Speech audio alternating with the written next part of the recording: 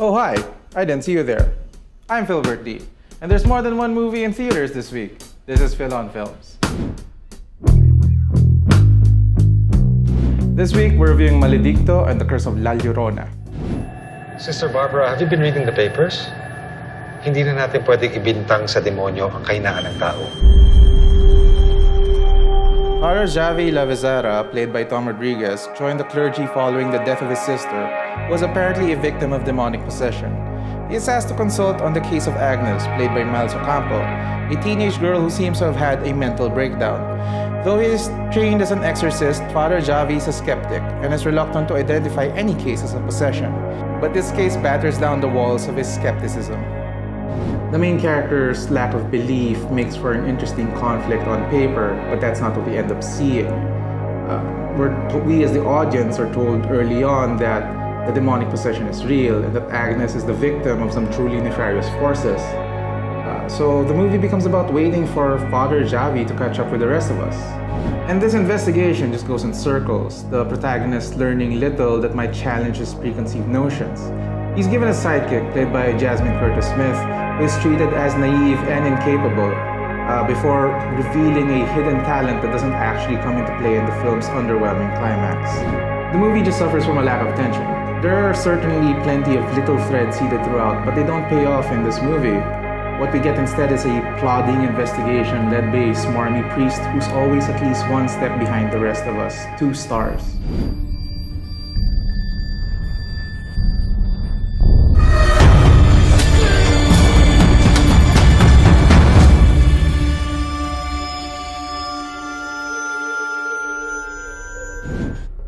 Trisha, I'm very sorry about your loss. It's your fault! I can't even imagine how you must feel. The Curse of La Llorona takes place in Los Angeles in 1973. Linda Cardellini plays Anna, a caseworker for Child Protective Services. She's sent to check in on a pair of kids who haven't been showing up at school. The weeping woman. What at first appears to be a case of abuse It's a folk tale. turns out to be something stranger. To some. And Anna's 2 young children are soon placed into mortal danger. This is standard horror stuff.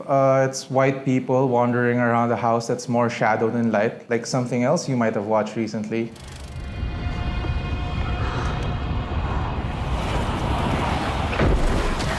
Occasionally, they run into something that's hanging out in those shadows.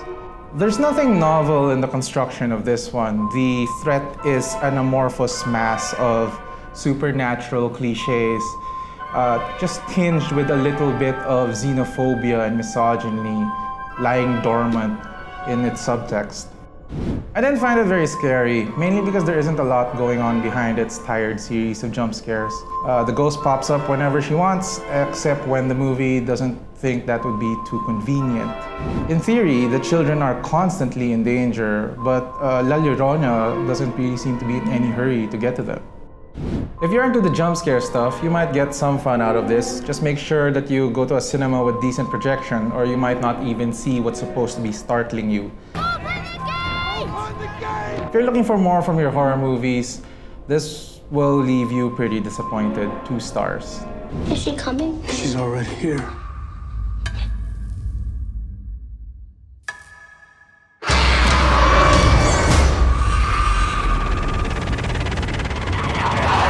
So thanks for joining us. We're posting another video this week where I actually review Endgame while talking about things specifically instead of vaguely pointing at things and then rambling on about how I can't talk about things. Like and subscribe, leave a comment, do all the internet things, and until next time, goodbye internet, don't believe the surveys. This week we're reviewing Maledicto and the Curse of La Llorona. Fuck. It's really hard to say. La Llorona.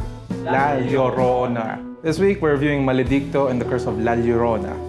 Are you happy with that? Yeah, not really. Let's just keep doing it. This week we're reviewing Maledicto and the Curse of La Llorona.